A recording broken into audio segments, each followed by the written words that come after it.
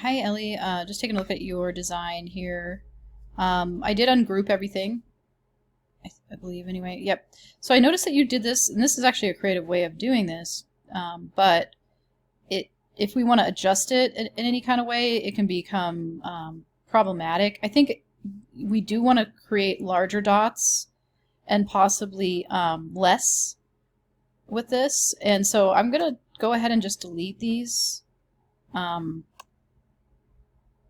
And also, you do have a stroke on your circle that is 8-point stroke, which is fine. But we want to get rid of that stroke and have this be one solid shape, and we can do that pretty easily. Strokes, we want to go to Path, Outline Stroke. And that creates an outline of the stroke so that we can use the Shape Builder tool now, which is underneath the paint bucket here, but Shape Builder, and we can actually drag a line through and make that one solid circle. You could also just redraw your circle if you want to do it that way. So this almost looks not centered as well. I think you must have maybe pushed Shift when you did the L. Maybe not. Something about that first L looked larger to me, so maybe retype the L so it doesn't look too much bigger. Perk looks okay. I would say, you know, these maybe need to be brought to the right slightly. Maybe just one bump. This could probably be moved over one bump. So there is a little bit of an issue here with this coming awfully close, so we might need to move these over a little bit. It's just a small spacing thing, not a huge deal.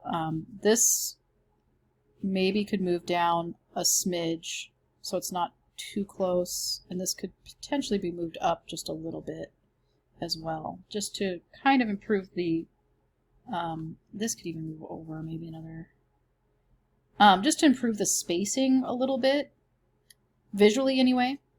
Technically they might not actually be centered, but visually they're a little bit better centered like this. Another thing we could do is we could rotate this graphic, because this bean is kind of coming out and getting kind of close to the mug, but we could rotate it a little bit to kind of help with that a little bit, potentially. These don't look like they're lining up anymore visually, but maybe if I just move that down, and actually grab both of them and move them up a bit, that might help some to make it look more centered inside the circle, up and down anyway. And so with this line as well, I would actually add a stroke to it to make it a little thicker. This is 1-point stroke. I think that works pretty well actually. 1 point of black. And then we want to clean this up, so we want to come in a little closer and use the so we can't bring them together with the Shape Builder tool until we outline the stroke that's around this line. But you can see the strokes on either side of the line. If I adjust the size, you can see that it changes the size of that stroke around the line. Of course, I'll put it back on 1. So we need to go Object, Path, Outline Stroke, and then we should be able to draw a line with the Shape Builder tool to bring all of these shapes together nice and clean in Illustrator. We might want to actually join this in, unless you want to color it differently than the circle, then you would leave it separate. Obviously the black version, you'd probably join it together. If you have a color version that you want to make this banner a different color than the circle in the background, then you'd keep it separate shape. So you might not want to join it in right away. Object, Path, Outline Stroke, so that we can use the Shape Builder tool and just draw a line through them and bring them together to make them one clean shape that's thicker now. Okay, so that's a little bit more bold. That's going to size down better. So the lines, the circles in there that you had, I can show you how you would do that. I don't know if it needs it. I can see some problems with sizing when you size down with that. Sorry, my dog is barking her head off out there. So push Shift on your keyboard. Let's make a circle, and we opened up the brushes panel. It looks like a tin can or can with brushes in it. So open that up. Then we just made a circle with the ellipse. I push Shift down to make it perfect, and then let's just drag this in over here. Oh, actually, let's not do that. we select it with the black arrow tool, and then we do add new brush with a little plus sign down here.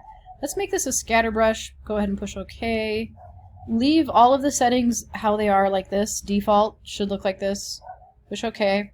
Then if we grab a circle, again, let's make a stroke on this, and let's get rid of the fill color. Let's apply none there. And then we will get on this scatter brush. And as you can see, it does create the circles for us. It's not quite right, so let's double click on it. And we will change the spacing. So you can also change the size too. Spacing, you know, just use the slider. Make sure your preview is checked so you can see what it looks like. Maybe we want the size smaller. And this is actually a little bit faster of a way to adjust what you're doing. Also, you can use your keyboard and use the arrow keys on your keyboard to adjust things with more precision. So I have it highlighted and I'm going up with my up arrow or down. So this is a little bit faster of a way to create those dots. Go ahead and push OK. Say apply to strokes. Cancel. So that's kind of how you can do that. It's a scatter brush. In the brushes panel, you apply it to the stroke, and then you double click on it and change the sizing and spacing using the sliders, and then push apply to stroke. Once you're finished, you delete that. So, and then we can make this bigger with the free transform tool as well. So click and hold down, shift on our keyboard, and then we can make it white. Of course, I really don't think that this is, actually I might need to change the color in here.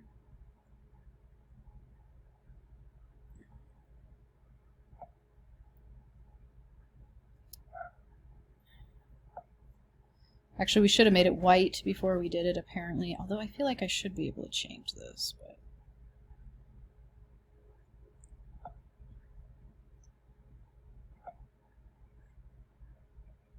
But never mind. I guess I needed to make that maybe white before I brought it in. I feel like it should be easier than that to change the color, but I'm having issues